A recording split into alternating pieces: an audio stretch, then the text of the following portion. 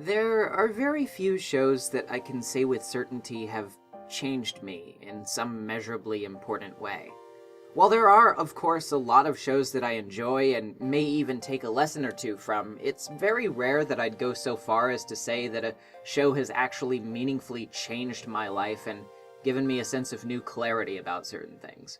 That's why today I come to you with no exaggeration to tell you that Mob Psycho 100 changed my life.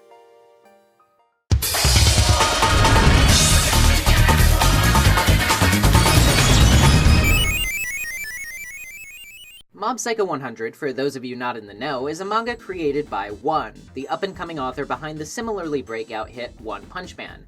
While Mob isn't exactly as well known in the mainstream as OPM though, I'll go on record with ease to declare it as my favorite between the two.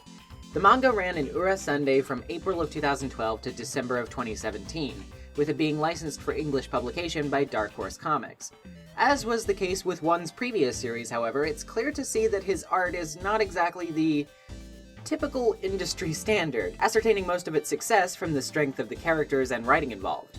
The production difference between Mob and One Punch Man starts to come in here, though, as One Punch Man had to go through an extra step in the manga to anime process, wherein it was readapted into a much more fluid and craftily drawn manga re-release by Yusuke Murata, which then itself was adapted by Madhouse into an anime.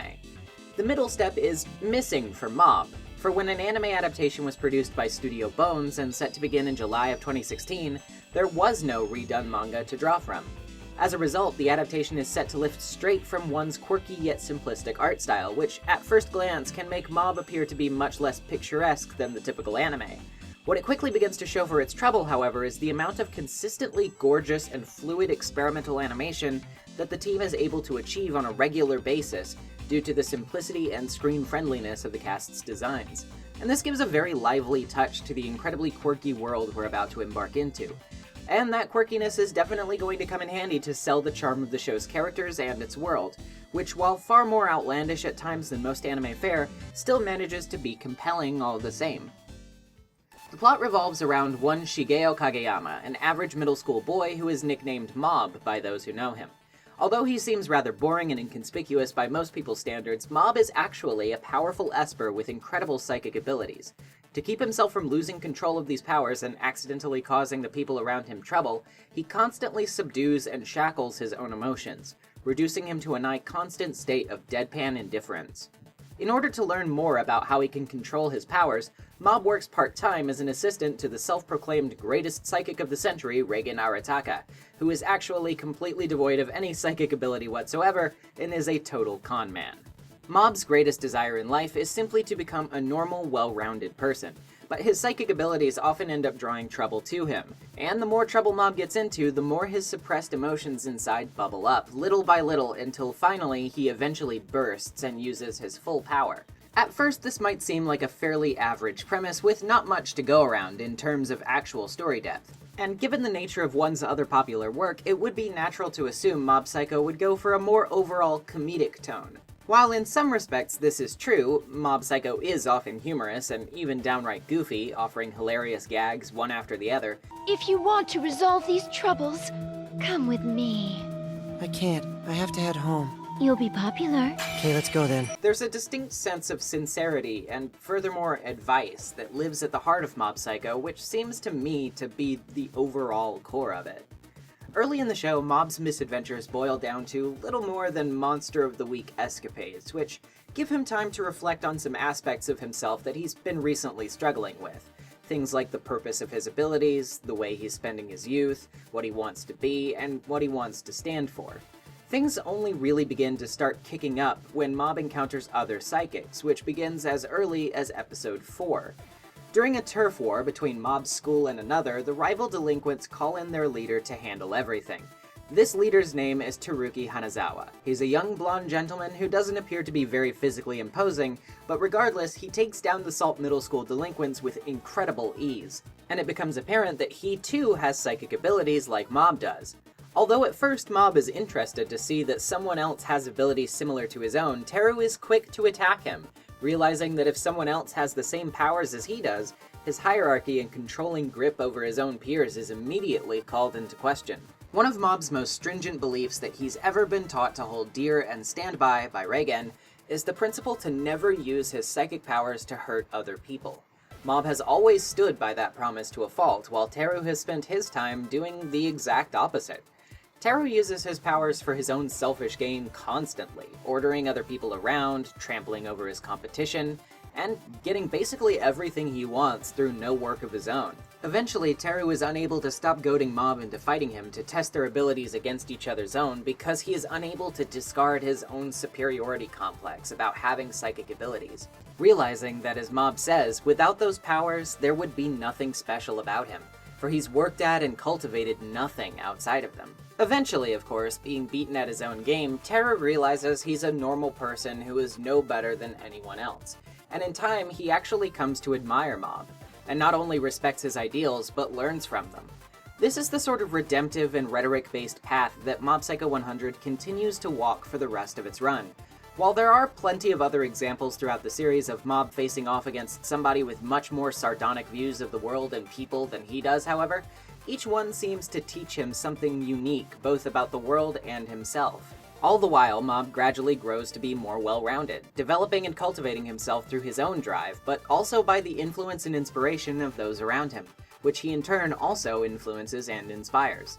Mob's brother Ritsu is another sticking point of the series in this regard, starting off as a fearful and jealous sibling who wants the powers that Mob has, without realizing how much his brother looks up to him for his own unique abilities. Reigen, the resident con man, actually has quite a bit of development too, realizing after a while that he's taken too much from Mob without giving him the credit he deserves for changing and growing, which results in one of the most punchy and emotional 2 episodes I've seen on television in a long time.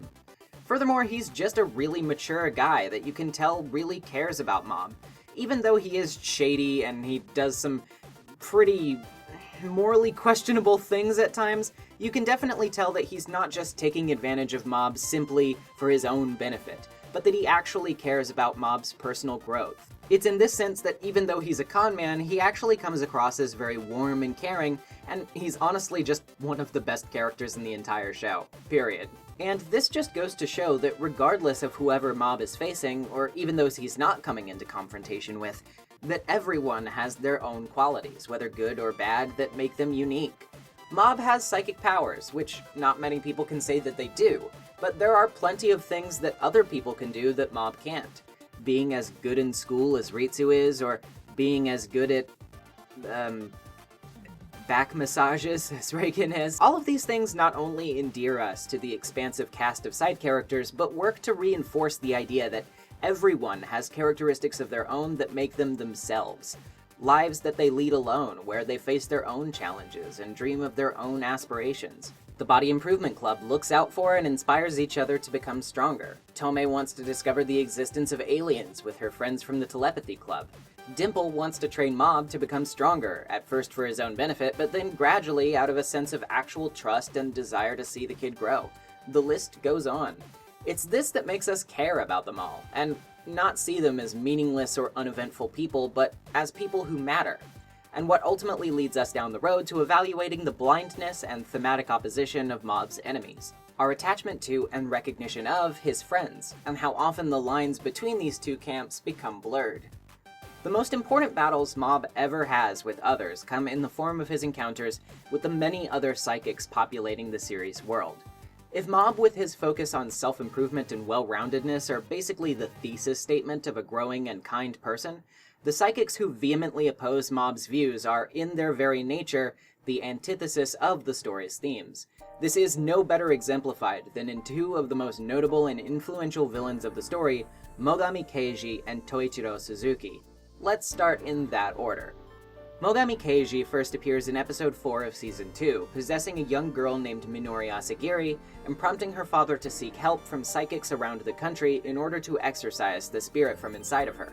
Although many try, none succeed until Mob decides to try and force his own spirit into Minori's body to drive Mogami out. While there, Mob is trapped inside of a mental world created by Mogami that he can bend to his will, and use to try to indoctrinate Mob into his own views. In the world that Mogami creates, Mob is completely without his powers and is consistently bullied relentlessly by his classmates. Without his powers, he cannot defend himself. His brother has no powers, so he turns a blind eye to Mob's suffering, and things only continue to get worse before they get any better. Mogami explains that when he was a psychic, his mother was gravely ill, and he undertook extreme jobs like assassination to pay for her treatment. Unfortunately, she still died, blaming Keiji for her death, and leading him to commit suicide for the purpose of becoming an evil spirit, determined to get revenge on the society that he feels wronged him. Although Mogami very nearly convinces Mob to break his morals and accept his nihilistic view of the world that should be tamed into submission to prevent its cruelty from draining you, he finally is snapped back to reality with the help of Dimple, resolving to stop Mogami and save Minori even after all of the bullying that she made him endure. It's in this part of the story that he says something truly incredible, and I've never been able to forget it. He says that the world is cruel and scary, and that he's been lucky to be born into circumstances which helped him to avoid those tragedies. And it's because of this that instead of cursing others like Mogami does, that he'll be even more thankful for what he has and try to change others for the better the way his friends and family have changed him for the better. Despite the amount of terrible things that were done to him by Minori and her friends in the mental world, Mom promises to save them because, as he puts it, nobody is useless. When Mogami is defeated and Mob finally speaks to Minori outside of the mental world, she reveals that she wasn't under any kind of influence from Mogami there, and that's just how she regularly acts. In a truly heart-rending moment, she stumbles away after giving a brief, awkward apology, before stopping and beginning to sob, repeatedly apologizing as Mob forgives her, saying he now knows, because of her and because of Mogami, that people are all capable of changing. Mogami does show back up again briefly later to tell Mob that not everyone can become better because of him, but that if he's a bit stricter towards others, Mob would be unstoppable. And to an extent, this is true. Mob does, as he says, offer compassion and understanding in order to empathize with and potentially change his enemies. But for them to truly change, they need to accept that and change on their own behalf. If it doesn't come from the heart, if it's not truly sincere, then what use is it, right?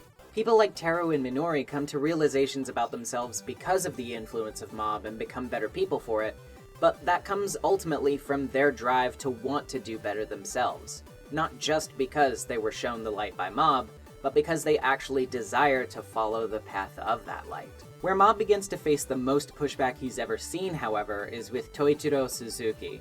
Toichiro is the leader of the criminal psychic organization known as Claw, and appears in the final few episodes of the second season as the lead antagonist.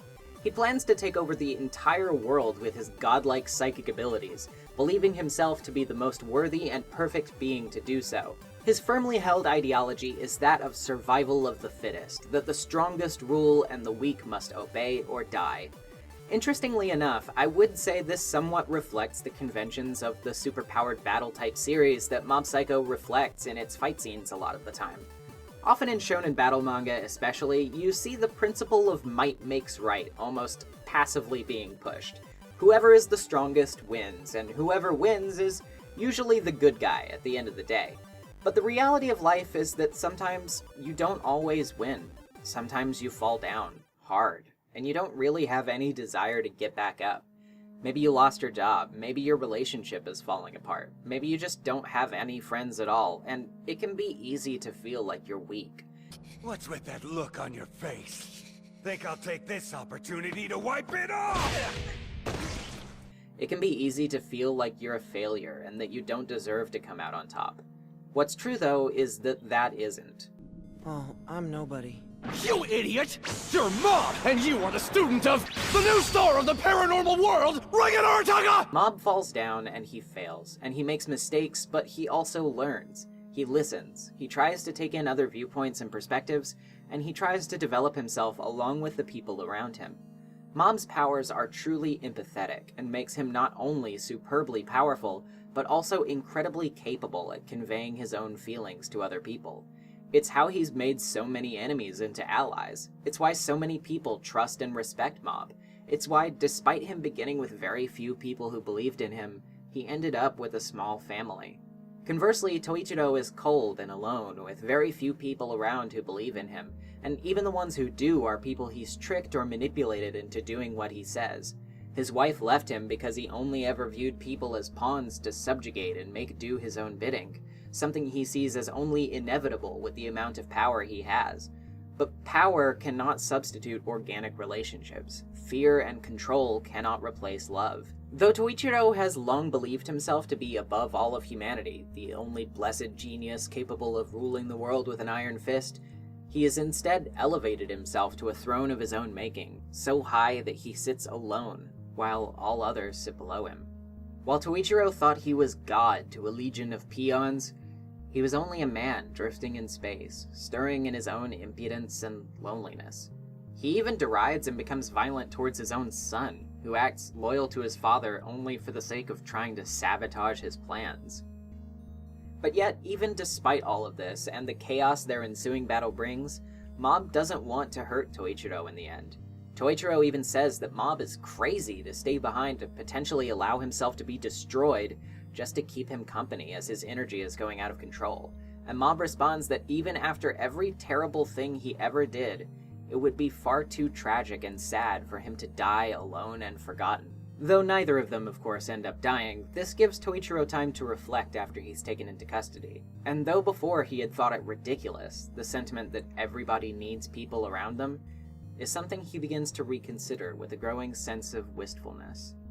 And it's this lesson that really sticks at the center of Mob Psycho.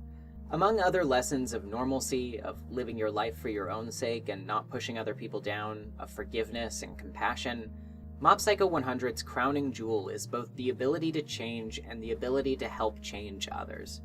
To isolate yourself off from the world, to never trust anyone, to only trust yourself, it doesn't work. It can't work.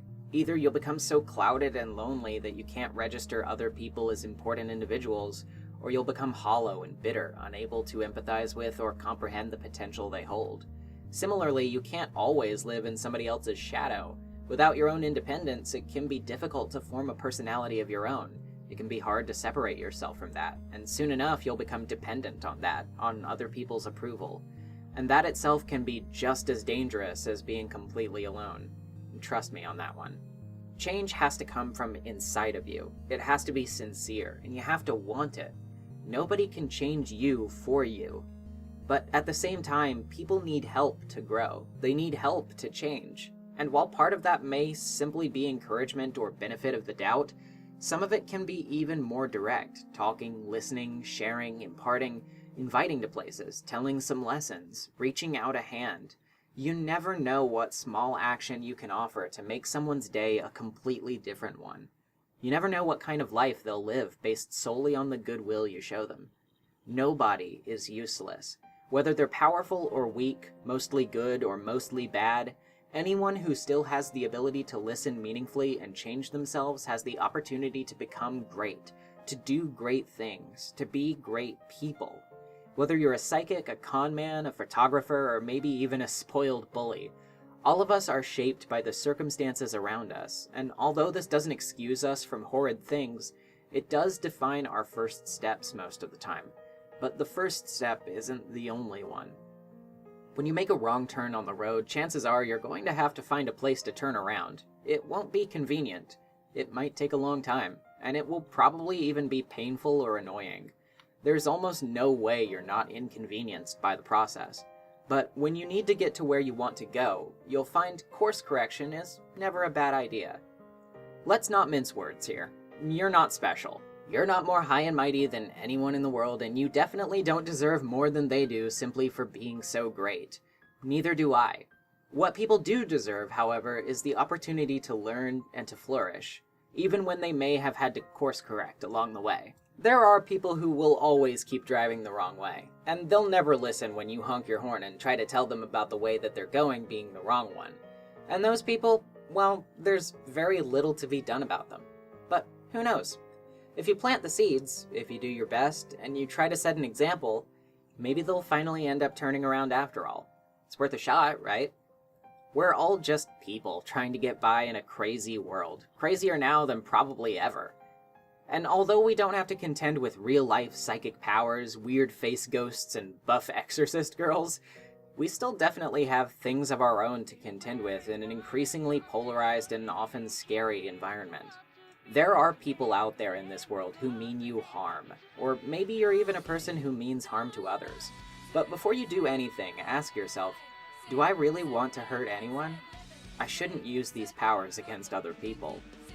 Instead, maybe we should extend our hands. Maybe we should listen to one another. And if someone isn't willing to listen to us, well, there's always that tough love Mogami told you about. But let's not dwell in cruelty. Let's lean away from dealing in absolutes, and let's try to set an example for the way to follow and encourage course correction. Because we may not all be psychics, or physicians, or firemen, or fast food workers, or assistants, or secretaries, or typists, or whatever other unique abilities and skill sets exist out there, but we are all people, and we're all just doing what we can, day by day. And hey, if everyone's not special, maybe you can be what you want to be.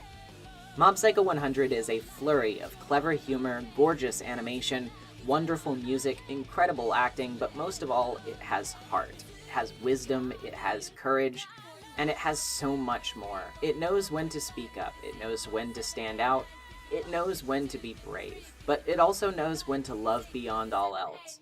Mob Psycho 100 knows that kindness is power, that understanding is strength, and that empathy is not weak or useless. Mob Psycho 100 knows that you have the potential to beat anybody and do anything you put your mind to, that you're not useless, and that you may stumble from time to time, but that if you're willing to get back up and put your heart in the right place, then you'll be shooting to the top all over again in no time. From 0 to 100. Yeah. 100% kindness.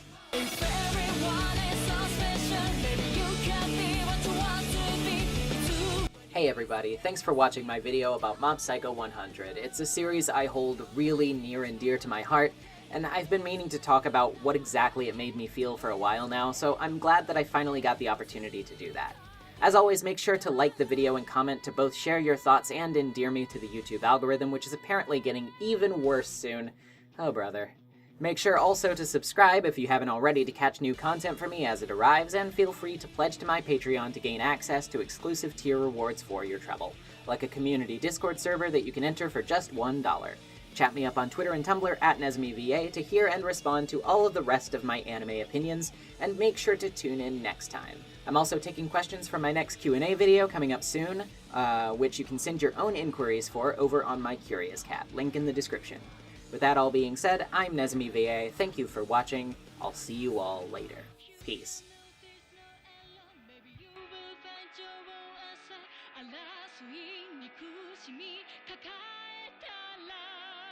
Your life is so long,